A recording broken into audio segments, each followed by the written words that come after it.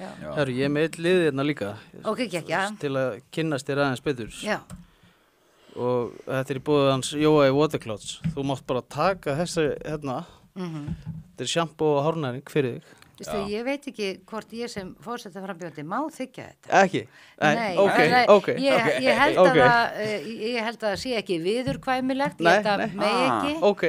Sigmundur Davíð tók hálft borðið eða? Já, en hann reyndar ekki frambjóð. Ég þakka gott boð, en ég held að það sé ekki hvorki skynsamlegt og ég held að það sé bara ósiðlegt að vera að gera það. En þú veist alltaf að þú fær 15% afslátt með kóðanu góðustrákar? Inn á waterclouds.is. Vitið það, ég er svo lítil svona merkjamanniskja. Já. Ég nota bara það sjampó sem að einhvern veginn er hendi næst. Já, ég skil þig.